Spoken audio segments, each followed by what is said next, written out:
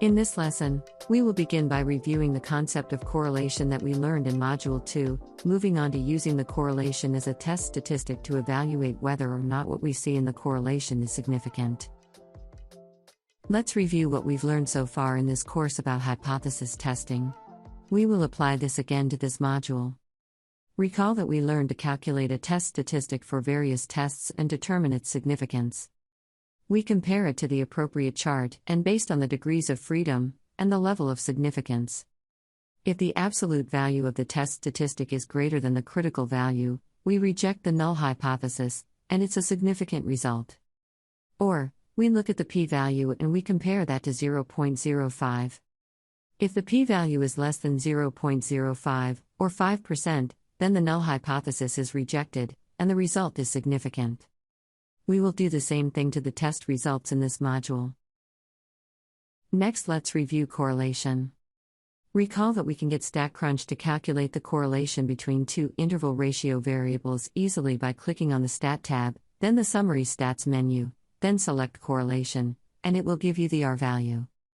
To graph the data, click on the Graphics tab and select Scatter Plot. All of this we did in Module 2. Recall that Pearson's R was the correlation index value, and it yields a magnitude and a direction for the relationship. And what we're going to do now is make inferences about the population using that index as a test statistic. Our null hypothesis here is that our R value should be 0. If nothing is going on, there should be no relationship between the variables. Put more formally, the null hypothesis here is that there is no relationship between the variables in the population correlation or ρ equals 0. The alternative hypothesis is that there is a relationship between the variables in the population, or ρ is not equal to 0. The Greek letter ρ is often used to represent the population correlation coefficient, while the letter R is used to represent the sample correlation coefficient. We use our sample to make estimates and predictions for the population. And we use the R value we calculate as the test statistic to make decisions about significance.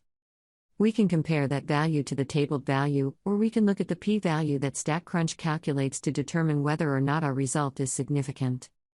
The sampling distribution of ρ is similar to that of the chi-square, as both are centered on 0. The sampling distribution of ρ is approximately normal and is based on our sample size. When using the sample correlation coefficient R as a test statistic, there are several assumptions and requirements that need to be considered. The relationship between the variables being examined should be linear. Nonlinear relationships may lead to misleading or inaccurate results. It is generally assumed that the underlying distributions of the variables are approximately normal. The variability of the data points should be constant across the range of values for both variables. In other words, the spread of the data points should be similar across all levels of the variables. When conducting the significance test, recall our discussion of the degrees of freedom from Module 3. The degrees of freedom for a one-sample t-test was n-1 for the one-sample t-test. For correlation, we have two variables, so here the degrees of freedom will be n-2. Recall from Module 2 that the Pearson's correlation coefficient R measures the strength and direction of the linear relationship between two continuous variables. A positive value of R indicates a positive association, and vice versa. The closer R is to -1 or +1, the stronger the linear relationship between the variables. A value of R near 0 suggests a weak or no linear relationship. The magnitude is more often referred to as R squared. It represents the proportion of the total variation in one variable that is predictable from the other variable.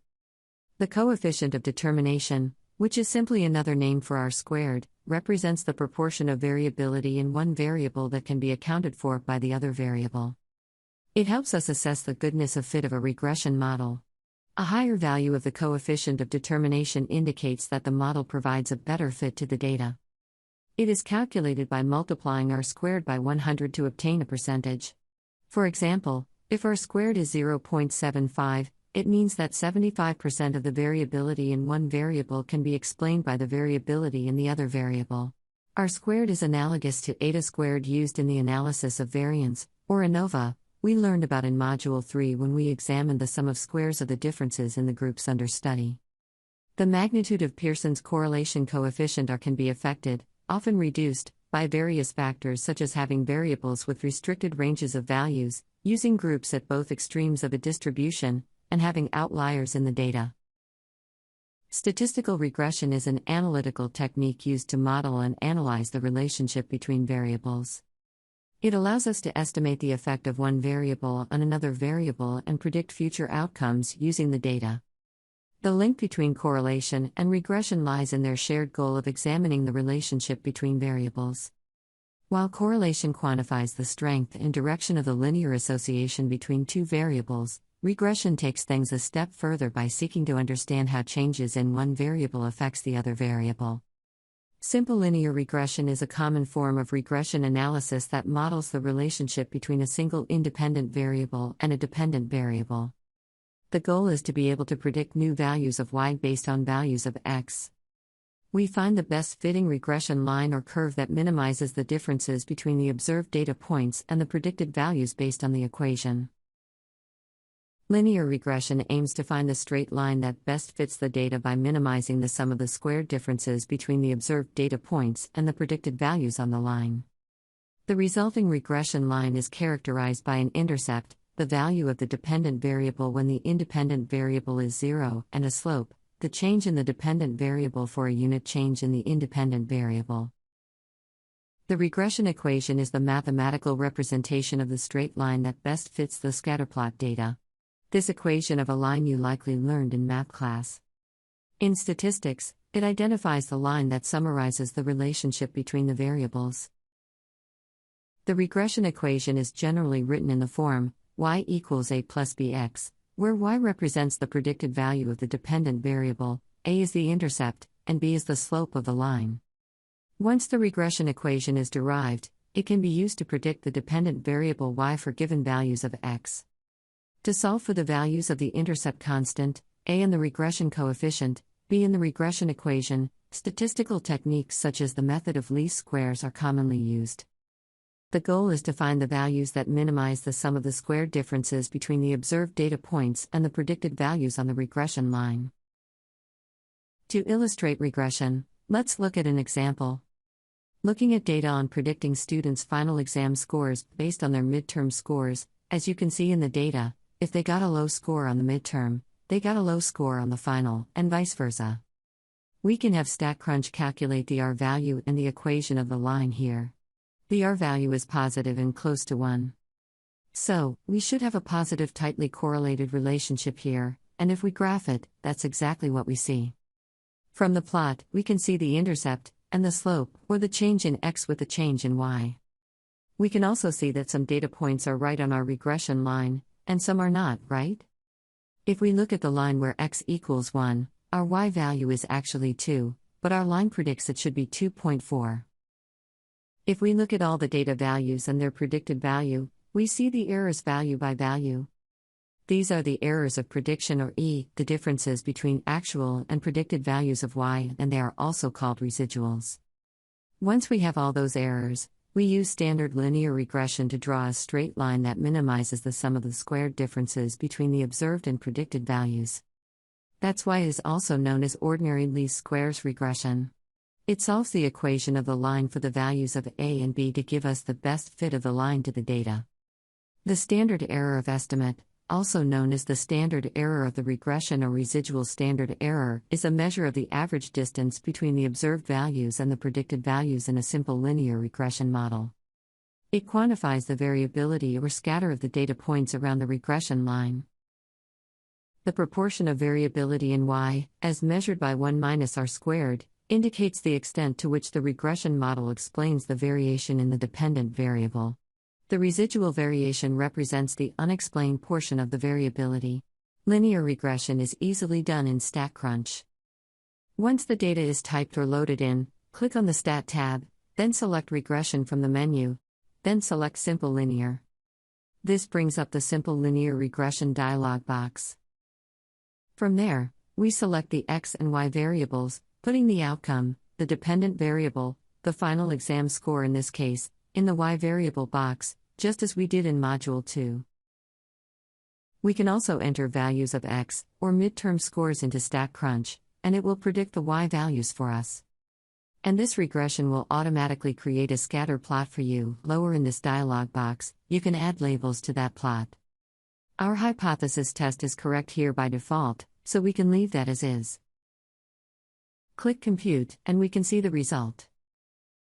The software fitted the line for us and printed out the equation of the line, including the slope and the intercept. It calculated the R value, and R squared, and did the test of significance. The R squared value here is the coefficient of determination and means that 91.2% of the variation in the midterm score explains the variation in the final exam score. The p-value here is much less than 0.05, or 5%, signaling a significant result. We can check the tabled value here in our chart using the absolute value of the test statistic R, which is 0.955. That value is higher than our tabled value, further showing a significant result here. We see all the details of the regression model. The total is the total sum of squares, the actual values of y minus the mean. The residual error sum of squares or the distance value between the actual and estimated values of y. The regression model sum of squares, or the regressed estimated value minus the mean is listed here too.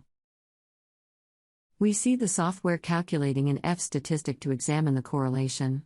Here it is the mean sum of squares, or 54.72, divided by the residual sum of squares, or 0.6599, to get 82.92. And we can see our predicted value of y for a midterm or x value test score of 1. So, this one is significant. Let's do another example with a larger data set on aging and the blood-brain barrier. A contrast agent was used that does not normally cross the intact blood-brain barrier. A higher value here shows harmful increased brain permeability.